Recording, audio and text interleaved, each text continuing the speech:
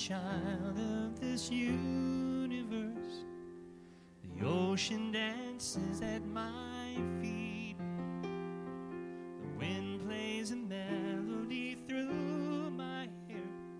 I am loved at every turn. I am kissed by Mother Earth. I am a child of this universe. The sun warms me in its embrace. The stars have a line for me in the sky. I am honored by all life. I am held by Father Time. Every blade of grass, every shaking leaf on a tree, every mountain top sings of the glory of God moving through me.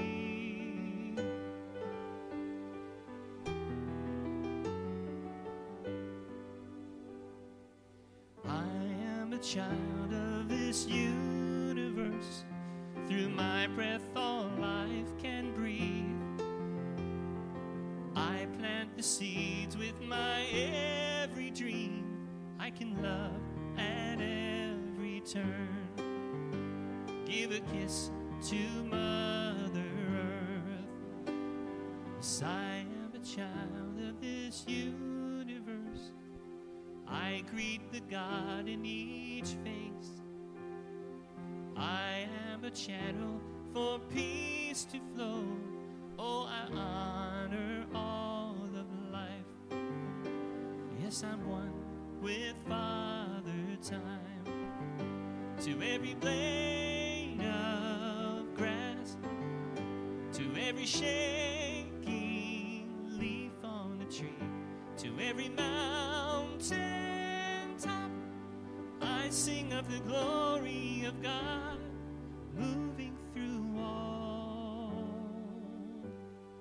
moving through me, moving as you, moving.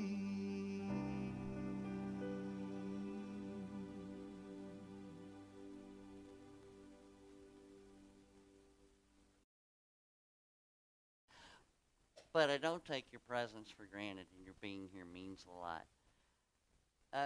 To set this up and kind of give you my expectations of the day, let me tell you that I don't pretend to have a capital T truth for anyone.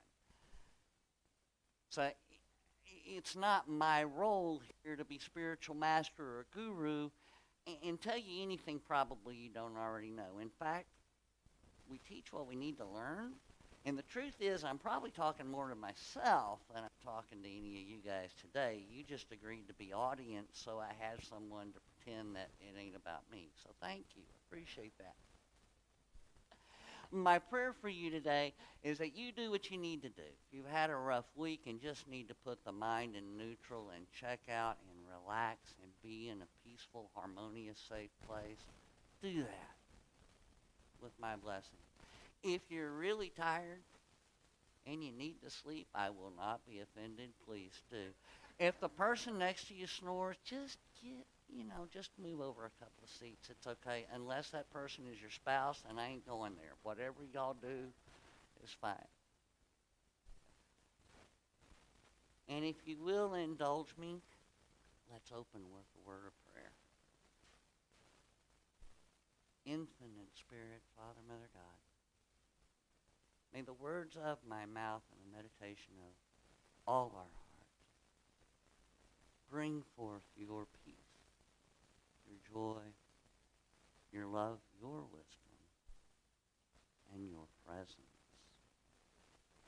And so it is. Amen. Well, the instant that I was asked to speak today, which was actually, I think, about a couple of months ago, I knew exactly what I wanted to speak on. I knew what my text would be. I don't know why. And then later, someone said, well, you know the theme for July, don't you? I said, no, I didn't know you had monthly themes. Oh, yeah, we do. Oh, yeah? Creativity.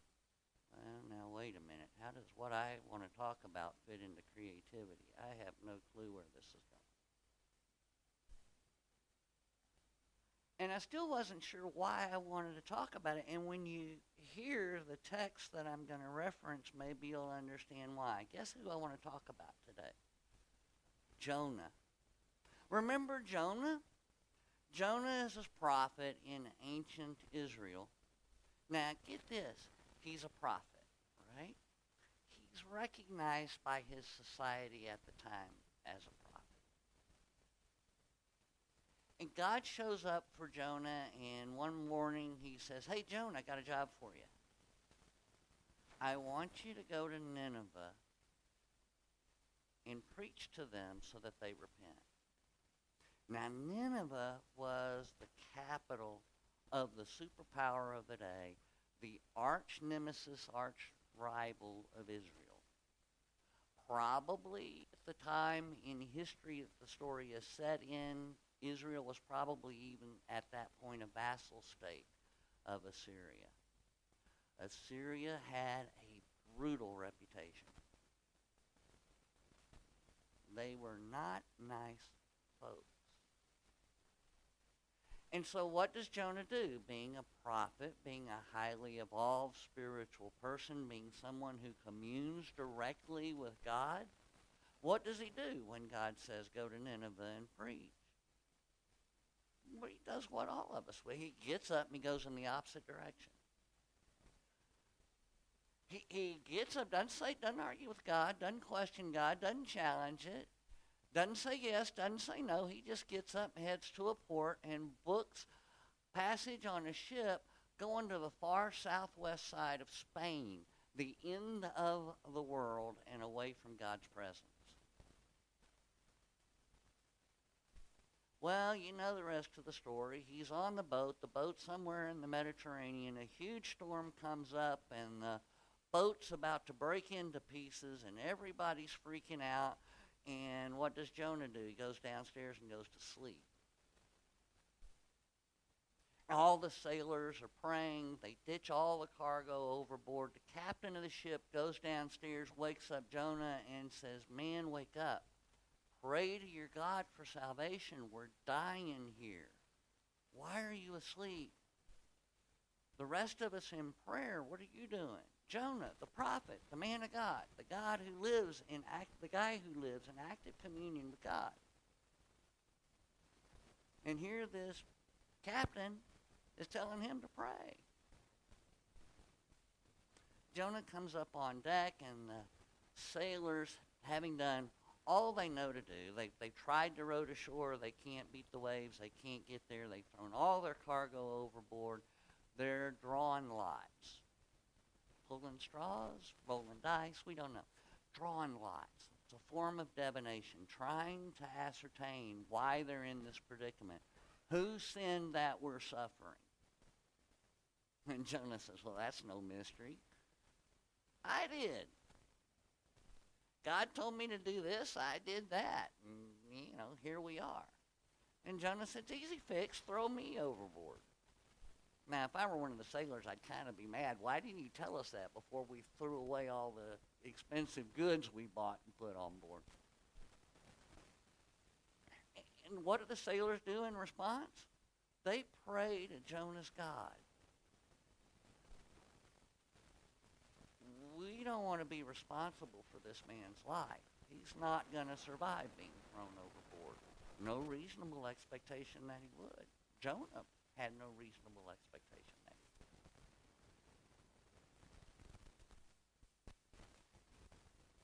would. And so they asked Jonah's God not to hold them responsible for spilling innocent blood.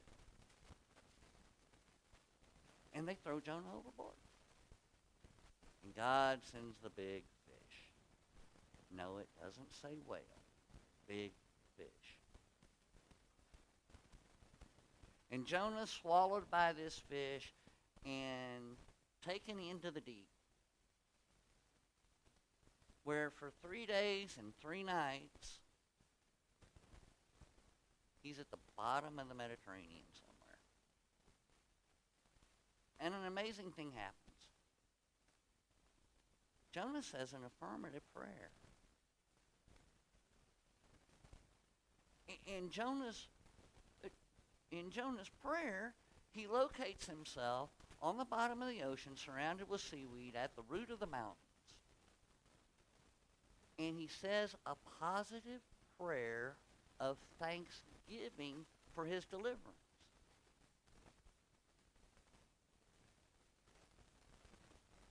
And the fish comes up and spits him out on the dry land. Now that's a pretty picture, isn't it? Can't you imagine what a mess he was?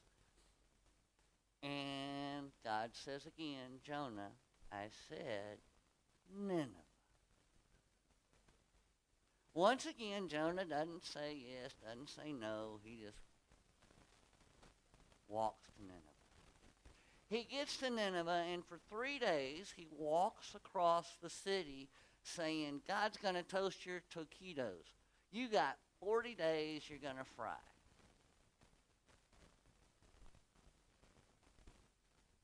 "40 days, God's going to zap you." Well, the people in Nineveh hear this, and they freak. And they put on sackcloth, get out ashes, and en masse repent. The king of Nineveh hears the story, gets down off his throne, sits in the dirt covered in burlap, the sackcloth, and issues a proclamation that everybody in Nineveh fast, that everyone wears sackcloth and ashes. Get this, even the animals, even dress the cattle in sackcloth and ashes. And Nineveh, from top to bottom, repents. The most successful evangelist in history. If they'd had TBN back then, the guy would have a brand new mansion in Florida. I mean, he would have made it.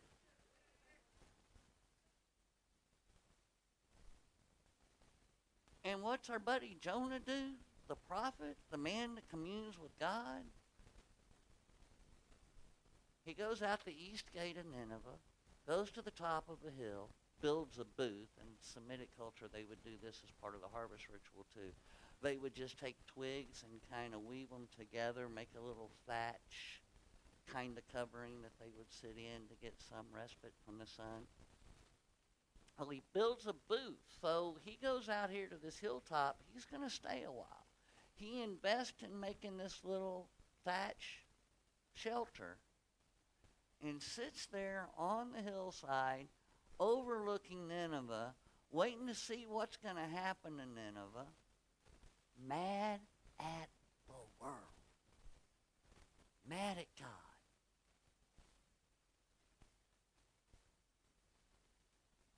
It's an amazing story. It's not at all what we expect from top to bottom. It's the only story in the Hebrew Bible. First of all, it's one of the shortest. It's only 1,300 words in English. In the original language, it was just over 900. It's really short. It's not a book at all. It's more a pamphlet. It's really, really short. It's really pithy and moves really quick. It's the only time in the Old Testament where a prophet is sent outside of Israel to another nation to proselytize. Now, Moses was sent into Egypt, but he was sent to get the people out. He wasn't sent to change Pharaoh. He was sent to rescue Israel from bondage. That was his mission. Go get his people and leave. Jonah sent to Nineveh to preach, to convert. The other thing about Jonah that's unusual, if you look at the other prophets in the Bible, they argue with God. I mean, Jeremiah, he had a running feud with God. He questioned God all the time. Moses, when God shows up to Moses and says, go, Moses says, you got the wrong dude. Look, I stutter, I'm bad at this, I'm bad at that. You don't want me, go find somebody else. There are times in the Bible where the prophets question God, why are you doing this? Explain it, help me understand it. Jonah doesn't do any of that. this is a man spiritually evolved to the point that he hears the voice of God clearly and directly. This is a man who is so spiritually attuned that he's recognized by everybody in the community as a prophet.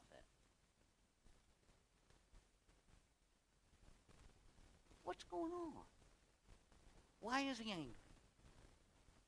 Well, all of the Bible commentaries you read about this, they all say that, well, Jonah's got God in a box. That the Assyrians were such a brutal, vicious empire that it was just outside of the theological realm for Jonah to accept the fact that God could forgive them. They weren't people of the covenant, number one. They were brutal, militaristic, horrible overlords. And the Bible commentaries point out, well, it's a story of mercy triumphing over justice, that human retributive justice is not God's way, that mercy and grace prevail. That essentially cause and effect. When you change the behavior, you change the effect. That God's wrath, if you will, is conditional. If you stop doing what you were doing that made him mad in the first place, you don't suffer the consequences. God can change his mind. In the book of Jonah, Jonah himself says he didn't want to go to Nineveh, not because he was scared of them, it's because he knew God was merciful, and he knew that in Nineveh that they probably repent, or at least he was afraid they would. He knew that if they repented, God wouldn't butcher them, and he wanted God to butcher them. Now, if you read about Jonah in the Metaphysical Bible Dictionary, the point the Metaphysical Bible Dictionary is going to make is that Jonah is a story of the spiritual consciousness not fully transformed by love. All of these points, Standard Bible Commentary, the Metaphysical Bible Dictionary, all are valid. They're all true. And my head goes somewhere else with the story also. Accepting all of that, what I see in Jonah and why I think it's still in the Bible and why I think that story still exists in our popular culture, it's one of the few, there's David and Goliath, there's Jonah, there's a few Bible stories that everybody knows regardless of their spiritual education. And Jonah is one of them, pretty well universally known in our culture. Why? Charles Fillmore, in his early days, kind of taking the seeds of ideas planted by Emma Curtis Hopkins and Emily Cady, wrote and spoke a lot about an idea he called chemicalization. When you start out deliberately on the spiritual path, all those old beliefs and ideas and thoughts that you had in consciousness are dislodged and float to the surface and out picture in your environment. And they do that to be recognized, integrated, forgiven, released. I noticed in my own life, I got into New Thought, Unity, and I really worked it. And I worked hard at it. And none of it made sense. And I fought it and challenged it and struggled with it. And it was a real threat to my traditional background. And there were a lot of things that made me really uncomfortable. But I did the deal. I was in such a bad place and in such a bad way. And something had to change. And like Jonah, I had found myself saying, God, just kill me.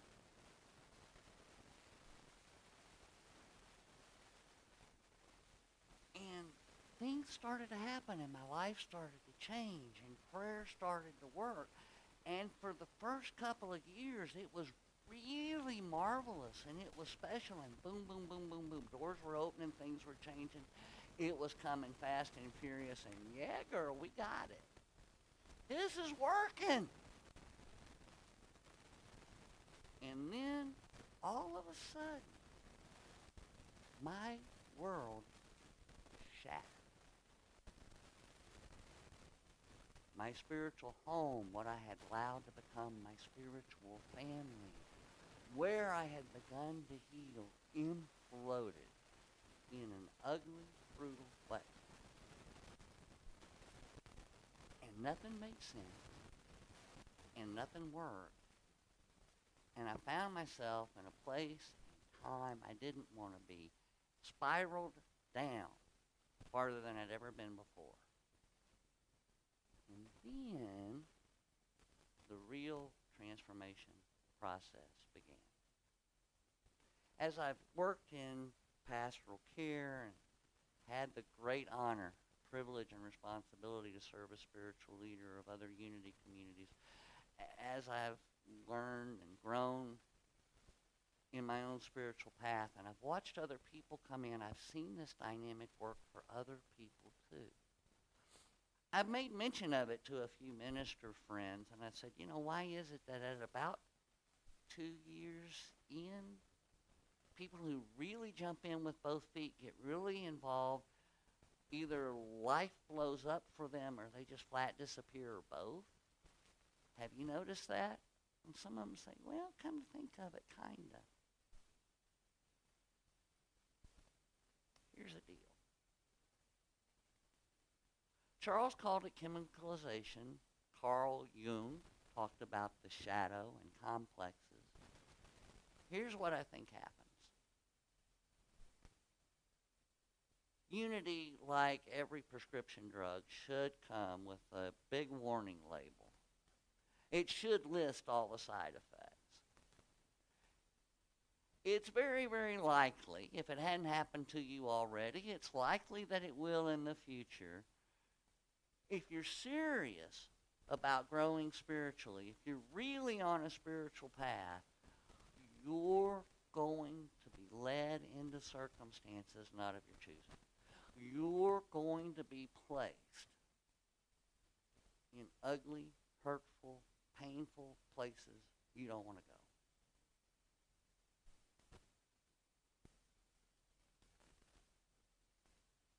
Now, might not. Maybe you're different.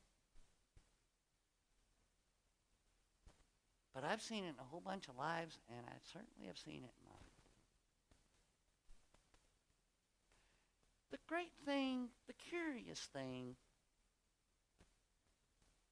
the real teaching moment in the story of Jonah is this.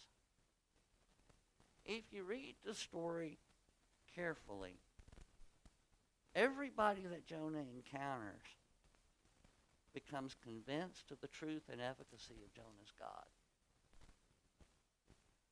Everyone that Jonah encounters in the story is redeemed. Everyone in the story that Jonah encounters changes. They repent. They change their way of being in the world. What's the one constant from the first of those 1,300 words to the last? Jonah. Jonah doesn't change. Story opens with Jonah mad at God. It ends with Jonah mad at God. What's the one thing Jonah never looks at through the whole story? Himself. He never picks up a mirror. You see, the point of Jonah, for me, is not the storm, it's not the fish, it's not Nineveh, it's Jonah himself. Now remember, we're talking about a prophet who hears directly from God, whose prophecies are believed to come true by his community, who's recognized as a special person in commune with God by everyone in his environment. It's Jonah who won't change. It's Jonah who won't examine the attitudes, the beliefs, the ideas that he's bringing to the circumstances of his life. Isn't it curious? Jonah never asked God why.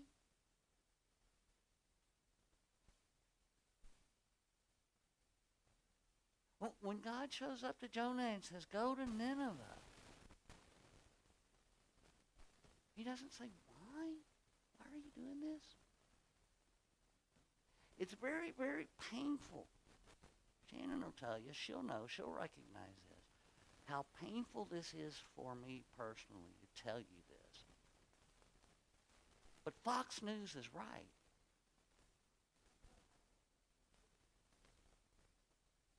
We inhabit a conspiracy. The universe conspires for your spiritual growth. Now, here's where I'm going to tie it to creativity. And I'll be brief. Thank you for having the clock back there. I've worn out my welcome already. Here's the deal. When we think about creativity, we think about creating things in the external environment. We want a new widget. We want a new work of art. We want a new song. We want a new whatever. A new way of teaching. A new way of, new theories of management. Creative accounting. That was always my favorite. We want some new thing in the world to make our life easier. We think of the externality.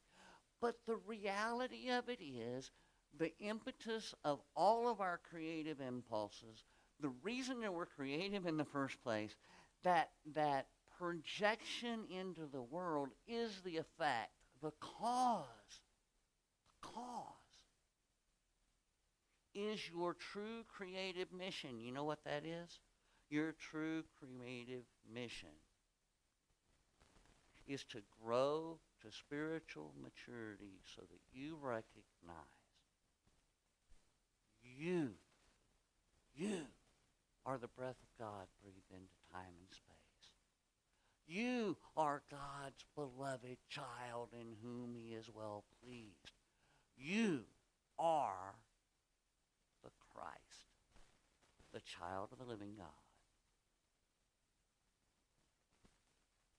Tag, you're it.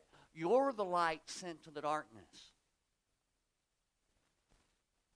No one else. Who's going to feed the poor? I don't know. Who's going to find a cure for cancer? I don't know. Who's going to stop the wars? I don't know. How do we end sexual harassment? I don't know. You. Tag. You're it.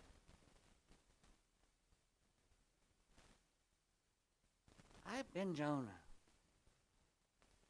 I've been in the storm. My refusal to grow, my refusal to look at me, my refusal to stand in judgment of other people and their behavior, my unwillingness to stretch into difficult, painful circumstances and ask God to teach me what I need to learn in those circumstances, to bear up, shut up, put on my big boy pants and do what's in front of me to do and quit belly aching about it, and pray for wisdom and guidance and strength and learning. Like Jonah on the ship, I have created havoc for the people that companion me in my life by refusing to grow. Now, unlike Jonah, I've never, converted a city of 120,000 women and children. That would be a beautiful thing. Can you imagine that offering plane? Thank you, Father.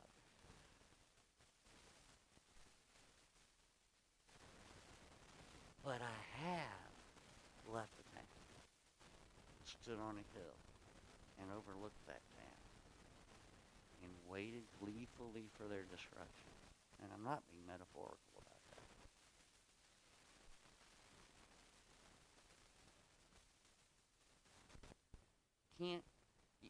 The universe will wait. The universe is patient. You can sit and you can resist and you can refuse to grow. Or you can be brave. And God knows right now the world needs brave. You can stretch. You can ask.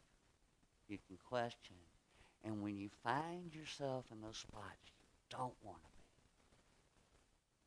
God, why? What in me needs to change? We know the Nineveh, we know the Assyrians our jerks. I would use another word, but it's Sunday in church. We know that. They may not change. Can't control. What in me needs to change?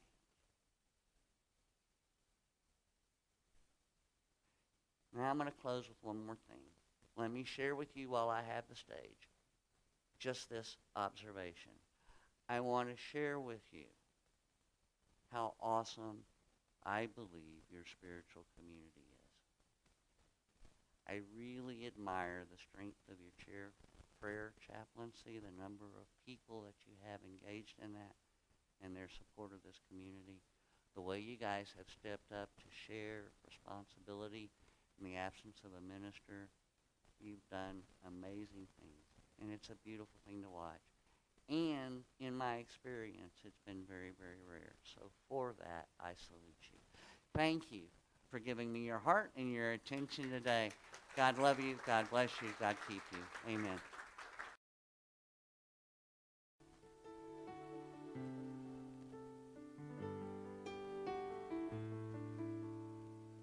You will do amazing things with the choice each new day brings. And with every step you take, bless the progress that you make. The reason you live is there in every gift you give. Love your life, love your dreams. You will do amazing things. Amazing,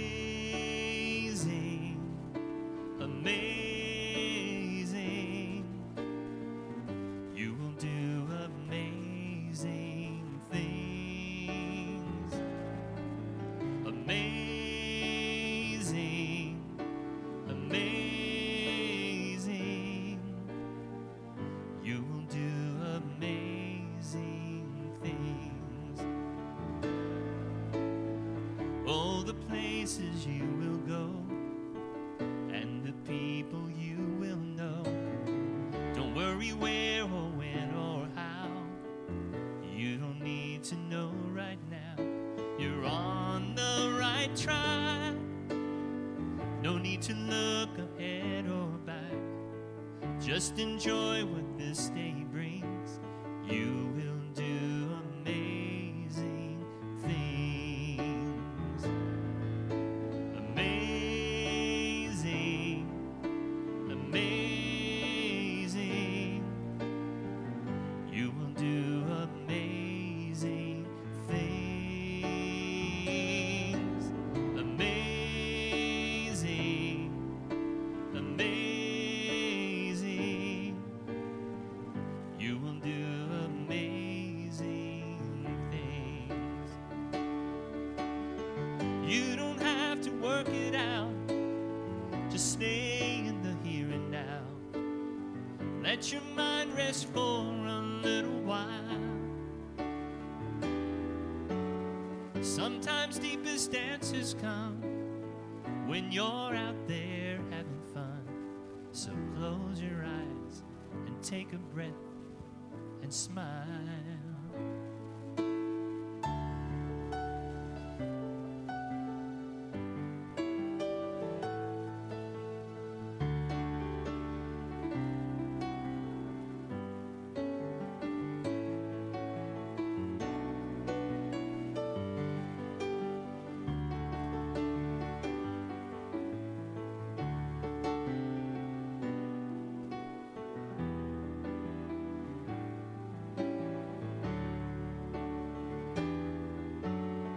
You don't have to work it out.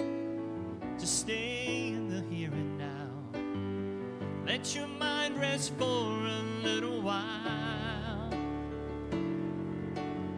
Sometimes deepest answers come when you're out there having fun. So close your eyes and take a breath and smile. Amazing.